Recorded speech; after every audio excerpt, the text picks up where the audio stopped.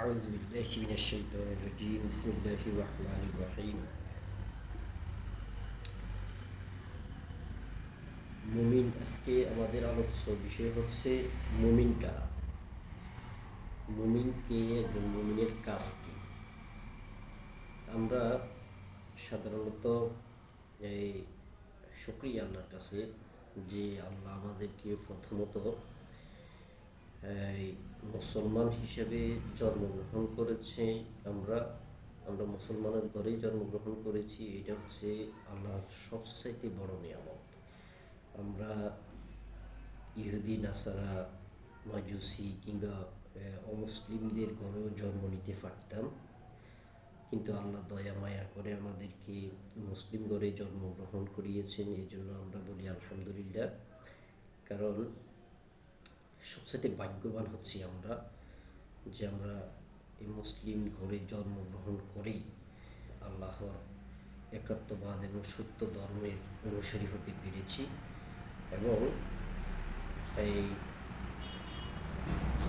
এক্ষেত্রে এটাই হচ্ছে আমাদের সবচেয়ে বড় ভাগ্যবান। আর আমরা সবচেয়ে বড় সৌভাগ্যবান হচ্ছে আমরা শেষ নবীর উম্মত। যেই নবীর উম্মত হওয়ার জন্য অন্যান্য নবীরাও আল্লাহর কাছে প্রার্থনা করেছিলেন যাতে শেষ নবীর উম্মত হতে পারে। কিন্তু আমরা আল্লাহর কাছে কোনো আবেদন নিবেদন কোনো কিছু ছাড়াই আল্লাহ আমাদেরকে শেষ নবীর উম্মত হিসেবে পৃথিবীতে পাঠিয়েছেন। এটা হচ্ছে আমাদের সবচেয়ে বড় সৌভাগ্য। এখন আজকে আমি যে বিষয় নিয়ে আলোচনা করার জন্য আজকে এখানে বসছি সেটা হচ্ছে একজন মুমিন ঘরে জন্মগ্রহণ করার পরেও আমরা অনেক ক্ষেত্রে মুমিন হিসাবে জীবন শেষ করতে পারি না, অথবা ইমানের সাথে জীবন শেষ করতে পারি না, এবং মুসলমান হয়ে মৃত্যুবরণ করতে পারি না। আমরা ইমান হারা হয়ে যাই। এই জন্য আমাদেরকে অবশ্যই আল্লাহ তাআলার বাণী আল কোরআন এবং রাসূলের সুন্নাহ হাদিস অনুযায়ী জীবন গঠন করতে হবে।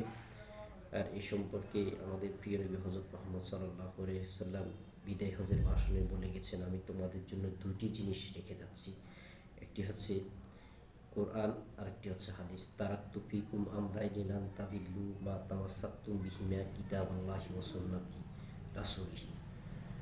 যদি তোমরা আমার দুইটা জিনিসকে আঁকড়ে ধরতে পারো তাহলে কখনো পথভ্রষ্ট হবে না। সেই কোরআন এবং হাদিস সম্পর্কে জানা আমাদের জন্য খুবই জরুরি। আর সর্বপ্রথম আমাদের জীবনটাকে সুন্দর করে চলার জন্য সবচেয়ে বেশি প্রয়োজন সেটা হচ্ছে আমরা সত্য ও ন্যায়ের পথে চলা।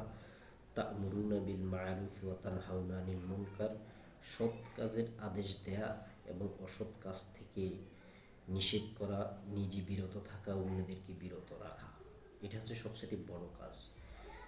আর আরেকটা জিনিস সবচেয়ে গুরুত্বপূর্ণ, ঈমান আনার পরেই আমাদের প্রথম কাজ হচ্ছে সৎ পথে চলা, নামাজ কায়েম করা এবং হালাল রিজিকের সন্ধান করা, হালাল খাওয়া।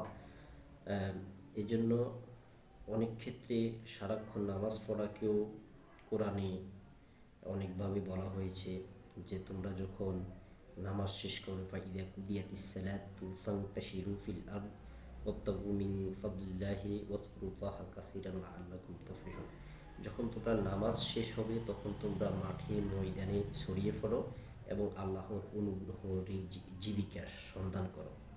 এজন্য আমি মনে করি মানুষ সাকসেসফুল হয় তখন যখন সে বেহেশত পেয়ে যায়। এর আগে দুনিয়ার ছোটোখাটো সফলতাকে আমরা সফলতা বলতে পারি, কিন্তু এটা আসলে গৌণ, এটা মুখ্য কোনো সফলতা নয়। আমাদের মূল সফলতা হচ্ছে যখন কিয়ামতের দিন আল্লাহ বলবে আমি তোমাদেরকে মাফ করে দিয়েছি, এবং বেহেশতে যখন আমরা যেতে পারবো সেটাই হচ্ছে আমাদের সবচেয়ে বড় সফলতা।